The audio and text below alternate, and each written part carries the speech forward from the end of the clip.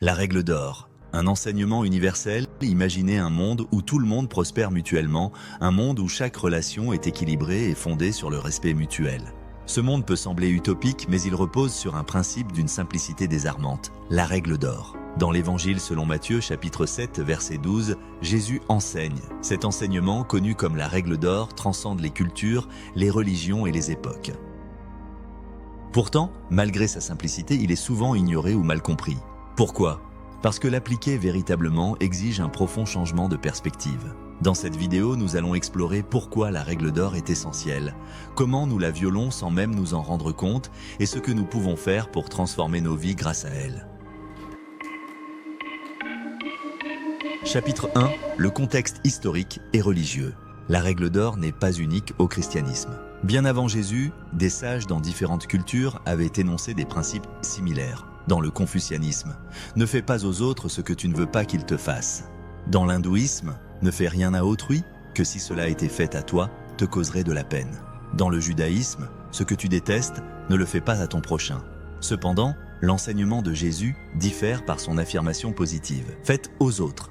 Cette version active invite à agir pour le bien d'autrui et pas seulement à éviter de leur nuire. Dans le contexte de la société juive du 1er siècle, où les lois et les rituels étaient au centre de la vie spirituelle, cette règle représentait une révolution morale. Elle condensait l'essence de la Torah et des prophètes en une seule phrase accessible à tous. La règle d'or repose sur un principe fondamental, l'égalité. Pour comprendre cette idée, posons-nous une question simple. Pourquoi réclamons-nous la justice et l'équité dans nos relations ? Parce que, en tant qu'êtres humains, nous avons tous des besoins, des désirs et une dignité innée. Lorsque les relations sont équilibrées, elles créent une dynamique où chaque partie prospère.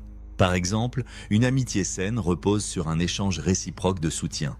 Si un ami donne toujours sans jamais recevoir, cette relation devient rapidement toxique et insoutenable. Chapitre 3. Les racines de l'hypocrisie. Qu'est-ce que l'hypocrisie ? C'est le fait de s'attribuer des droits que l'on refuse aux autres ou de nier ses propres besoins au profit d'autrui. Il existe deux formes principales. Supériorité perçue, lorsque nous croyons que nos besoins sont plus importants que ceux des autres. Infériorité perçue, lorsque nous nous sacrifions au point de nier nos propres désirs. Les deux chemins mènent à des relations inégales et destructrices. Prenons un exemple historique. Pendant la révolution industrielle, les employeurs exploitaient leurs ouvriers, croyant que leur richesse valait plus que la dignité des travailleurs. Cette inégalité a conduit à des conflits sociaux majeurs. Chapitre 4. Les conséquences des relations inégales. Une relation inégale est comme une plante à laquelle on retire trop de nutriments sans jamais en restituer. Elle finit par mourir. Ce principe s'applique non seulement aux relations humaines, mais aussi à notre environnement. Exemple écologique. Lorsque nous exploitons la nature sans lui rendre, nous provoquons des désastres climatiques et la destruction des écosystèmes. Dans une relation personnelle, les conséquences sont similaires. Revenons à l'exemple de Jane et John. Leur relation basée sur l'hypocrisie a été condamnée parce qu'elle manquait d'équité. Jane a perdu son identité et John s'est vidé de toute substance. Chapitre 5. Appliquer la règle d'or au quotidien. Comment mettre la règle d'or en pratique ? Voici quelques conseils. Dans les relations personnelles, communiquez clairement vos besoins et écoutez ceux de l'autre. Réfléchissez à la façon dont vos actions impactent les autres. Dans le milieu professionnel, valorisez le travail de vos collègues autant que le vôtre. Assurez-vous que les récompenses sont distribuées équitablement. Dans la société, engagez-vous pour des causes qui favorisent l'équité, comme l'égalité salariale ou la justice environnementale. Exercice interactif.